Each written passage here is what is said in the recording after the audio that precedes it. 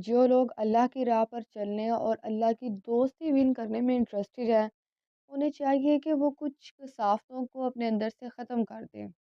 ایسی 10 کثافتیں ہیں کہ جو انسان اپنے اندر سے ختم کر دے گا تو وہ سیدھے رستے پر آ جائے گا۔ اچھا جی، اب آپ نے کرنا کیا ہے کہ ایک پیج لینا ہے اور اس پہ ان 10 کثافتوں کا نام لکھنا ہے، پھر انہیں اپنی زندگی سے ایک ایک کر کے ختم کرنا شروع کرنا ہے۔ سب سے پہلے کہاں سے آغاز کرنا ہے؟ سب سے پہلے کینہ کو اپنے اندر سے دور کرنا شروع کریں۔ جب ہم دل سے کینہ ختم کرنے میں کامیاب ہو جائیں گے، پھر آپ نے اس صفحے سے لفظ کینہ کاٹ دینا ہے۔ اس کے بعد بغض کو ختم کرنے کی کوشش کرنی ہے۔ اس کے بعد حسد پر کام شروع کر دیں۔ جب دل کو بغض اور حسد سے پاک کر لیں گے تو کاغذ پر لفظ بغض اور حسد کو قلم زد کر دیجیے گا۔ چوتھی کثافت آتی ہے غیبت۔ غیبت ہمارے معاشرے میں as a part of life قبول کر لی گئی ہے، حالانکہ یہ تمام کثافتوں میں سب سے بری ہے اور کسی طور انسان کو اللہ کے قریب نہیں جانے دیتی۔ بدقسمتی سے ہم نے اسے گوسپس اور پارٹ ٹائم ہابی کا نام دے دیا ہے، جہاں بیٹھتے ہیں دوسروں کے ایپ ڈسکس کرنا شروع کر دیتے ہیں۔ حضرت امام غزالی رحمۃ اللہ تعالی جیسی عظیم ہستیوں نے اپنے شاگردوں کی رہنمائی کے لیے یہی فرمایا کہ شاگرد چاہے کچھ کرے یا نہ کرے، پہلے ان 10 کثافتوں کا اپنے اندر سے نکالے۔ ابھی میں نے 4 کثافتوں کا ذکر کیا ہے، باقی 6 کا ذکر بھی انشاءاللہ اگلی ویڈیو میں کروں گی۔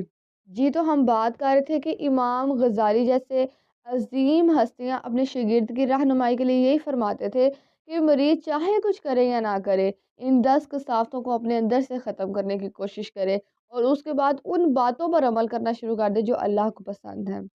اللہ تعالیٰ نے ڈوز اور ڈونٹس کی جو لسٹ ہمیں بتائی ہے، ہم اس کے مطابق عمل کریں۔ جن کاموں کا حکم دیا ہے وہ کریں اور جن سے منع کیا ہے ان سے رک جائیں۔ ہم عموماً منع کردہ کاموں سے اجتناب کر کے سمجھتے ہیں کہ معاملہ ٹھیک ہو جائے گا، لیکن ایسا نہیں ہے۔ ہمیں ڈوز پر بھی عمل کرنا ہوگا۔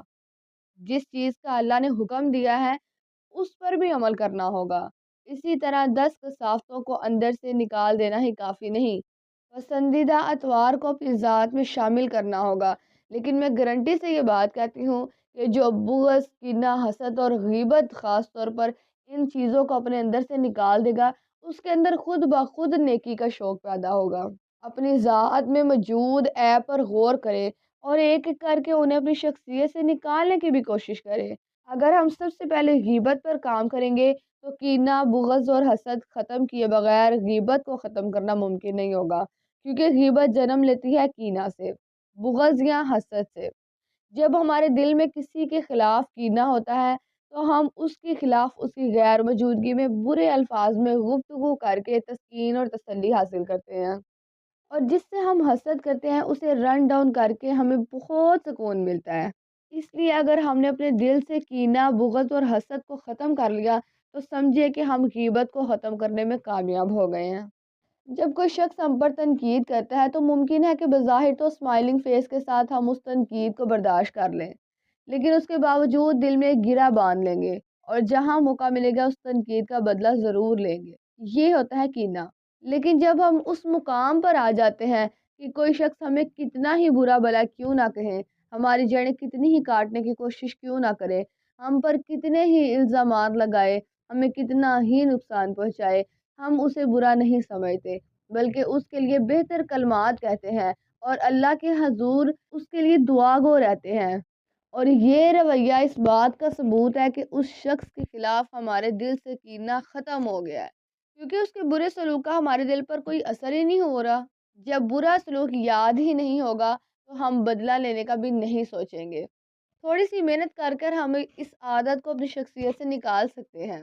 اچھا جی، کینہ ختم کرنے کا ایک طریقہ میں آپ کو بتاتی ہوں کہ جب کوئی شخص بہت غصے میں ہو اور وہ ہمیں گالی دے رہا ہو، ہمارے بارے میں برا بھلا بول رہا ہو، اور ہم آگے سے صرف اتنے سے کلمات کہہ دیں: معاف کیجئے گا، اگر میری ذات سے آپ کو دکھ پہنچا ہے تو میں دل سے معافی چاہتا ہوں، تو میرا خیال ہے کہ آگے والا بندہ خود ہی شرمندہ ہو جائے گا اور وہ چپ بھی ہو جائے گا۔ اور ویسے بھی برے کے جواب میں اچھا سلوک کرنا آپ صلی اللہ علیہ وآلہ وسلم کی سنت ہے۔ اسی طرح جب کوئی شخص ہماری جڑیں کاٹتا ہے اور ہمیں برا بھلا کہتا ہے تو ہمیں یہ سمجھنا چاہیے کہ یہ بھی میری طرح کا انسان ہے، جس طرح مجھ سے غلطیاں کوتاہیاں ہو جاتی ہیں اسی طرح اس سے بھی ہو گئی ہے۔ اللہ اسے توفیق دے کہ وہ ان غلطیوں کو نہ دہرائے۔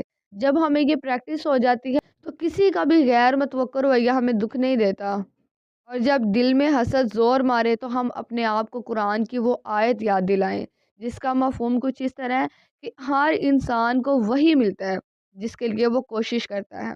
غیبت سے چھٹکارے کا بھی میں آپ کو ایک طریقہ بتاتی ہوں۔ دیکھیں، ہر انسان میں خوبیاں بھی ہوتی ہیں اور خامیاں بھی ہوتی ہیں۔ جب کسی کی غیبت کرنے کو دل چاہ رہا ہو تو ہمیں چاہیے کہ ہم اس کی کوئی اچھائی بیان کر لیں، اور اگر پھر بھی ہم سے نہ رہا جائے تو پھر ہم خاموشی اختیار کر لیں۔ اور جب کوئی دوسرا شخص اس بات پہ توجہ دلائے کہ فلاں شخص میں یہ خامی ہے، فلاں شخص میں یہ برائی ہے، تو آپ صرف اتنے کلمات کہہ دیں کہ مجھے اس بارے میں کوئی علم نہیں ہے، اور اگر اس میں یہ خامی ہے بھی تو اللہ اس پر رحم فرمائے اور اس سے اور مجھے اس برائی سے نجات عطا فرمائے۔ اسی طرح اگر ہم پریکٹس کرتے رہیں گے تو انشاءاللہ ہم ان کثافتوں کو اپنی زندگی سے، اپنی شخصیت سے نکالنے میں کامیاب ہو جائیں گے، انشاءاللہ عز و جل۔